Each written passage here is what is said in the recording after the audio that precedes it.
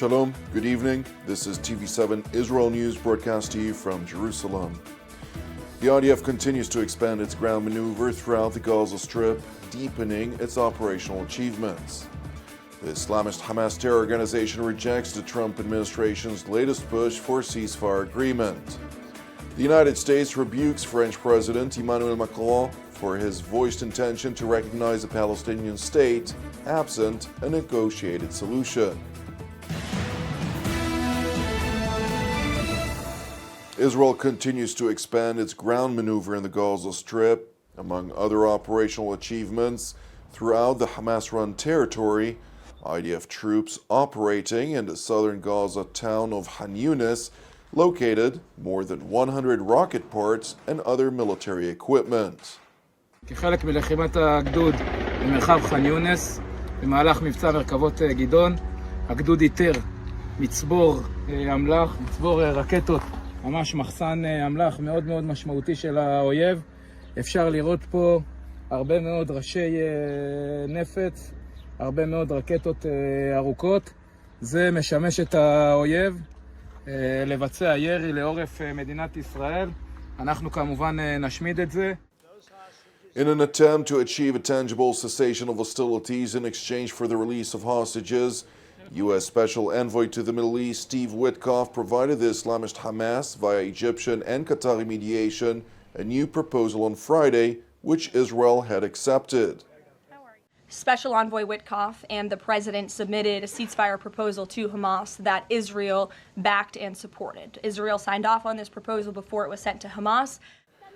The document detailed a 60-day ceasefire. 10 living hostages were to be released in 2 stages, and Israel would redeploy in the southern Gaza Strip. Moreover, negotiations would begin on a permanent ceasefire that includes the release of the remaining hostages, on the long-term security arrangements, and on the arrangements for the so-called day after.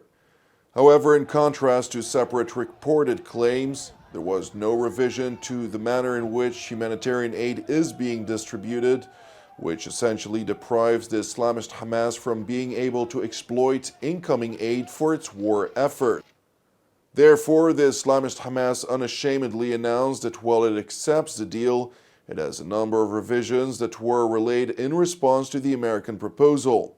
Consequently, the United States Special Envoy Witkoff released a statement which read, quote, "I received the Hamas response to the United States proposal. It is totally unacceptable and only takes us backward. Hamas should accept the framework proposal we put forward as the basis for proximity talks, which we can begin immediately this coming week. That is the only way we can close a 60-day ceasefire deal in the coming days, in which half of the living hostages and half of those who were deceased will come home to their families, and in which we can have at the proximity talks substantive negotiations in good faith to try to reach a permanent ceasefire." Meanwhile, following Hamas's refusal in an evident attempt to regain control of the global narrative, the Islamist terror group announced that Israel had attacked Palestinians at its aid distribution centers in the Gaza Strip, killing at least 36 people, to include women and children.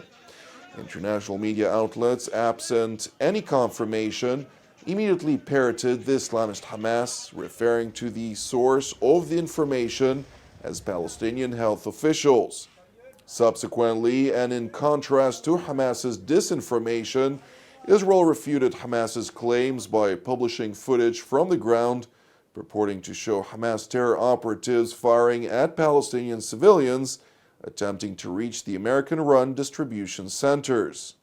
And while the distribution of aid via the American-run distribution centers is providing for hundreds of thousands of meals daily, the United Nations unabashedly seeks to exploit Hamas's disinformation to try and regain full control over the distribution of humanitarian aid, while continuing to refuse any cooperation with the United States as well as Israel.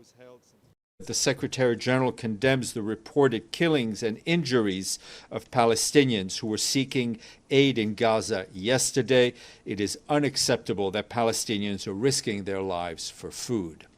The Secretary General calls for an immediate and independent investigation into these events and for perpetrators to be held accountable.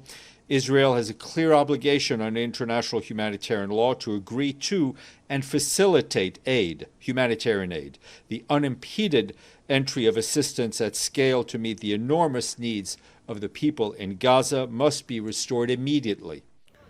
It is important to emphasize that the UN refusal to cooperate with Israel as part of the joint U.S.-Israeli arrangements for aid distribution comes contrary to international humanitarian law, which per the Fourth Geneva Convention, Article 23 reads, quote, "The power which permits their free passage shall have the right to prescribe the technical agreements or arrangements rather under which such passage is allowed."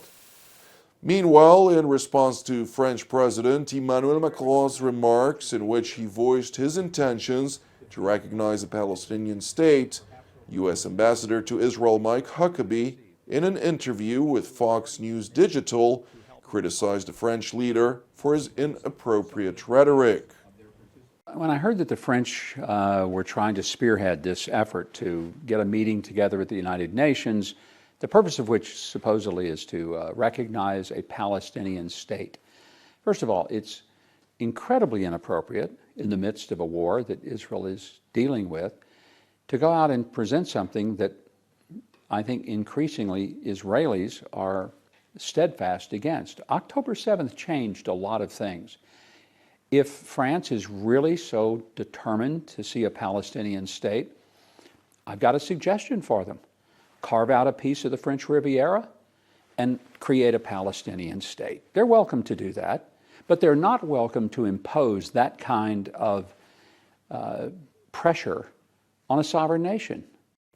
French President Macron, who is actively promoting Palestinian statehood that will be announced during the international conference on the sidelines of the UN General Assembly later this month, has also begun promoting slapping Israel with sanctions unless it reinvigorates the UN-led distribution of humanitarian aid in an unabashed defiance of the letter of international humanitarian law.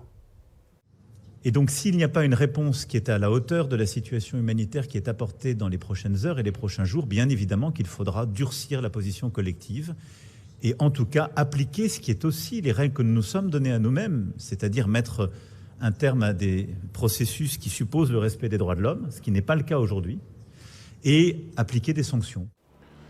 Meanwhile, in the United States, an Egyptian Islamist who resides in the United States illegally attacked a gathering of Americans holding a peaceful protest on Sunday in support of the 58 hostages who have endured 606 days in Hamas captivity in the city of Boulder, Colorado. We're early in the investigation, but some details have emerged. I'm able to confirm there are 6 victims, ages 67 to 88. All of them have been transported to local hospitals.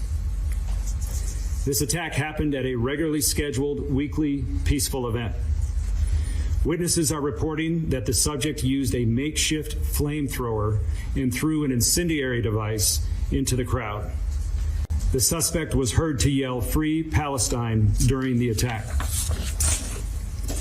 The subject has been identified as Mohammed Sabri Solomon, and he's 45 years old. The FBI is processing the crime scene and the subject vehicle and interviewing key witnesses. We're assisting Boulder Police in providing technical, analytic, and additional forensic resources. As a result of these preliminary facts, it is clear that this is a targeted act of violence, and the FBI is investigating this as an act of terrorism. Sadly, attacks like this are becoming too common across the country. This is an example of how perpetrators of violence continue to threaten communities across our nation. It's our job, the FBI, the Boulder Police, and our law enforcement and community partners, to bring these criminals to justice and keep our communities safe. It is important to know that the terror attack in Boulder, Colorado is yet another anti-Semitic attack which the Trump administration has pledged to combat, and less than a week and a half after an abhorrent terrorist murdered 2 Israeli diplomats at the entrance of the Jewish Museum in Washington, D.C. Thank you for watching TV7 Israel News. As ever, it is important to highlight that TV7 Israel is a non-profit ministry with our productions 100% donation-based. Therefore, if you're blessed by the content of our programs, I would like to encourage you to donate. You can do so via our website at www.tv7israelnews.com. Moreover, I'd like to encourage you, pray for the hostages who've endured now 606 days in Hamas captivity. Pray also for the peace of Jerusalem and the salvation of Israel. I'm Jonathan Hessen wishing you an Erev Mevorach, and God willing, we'll see you during our next update. Until then, Shalom from Jerusalem.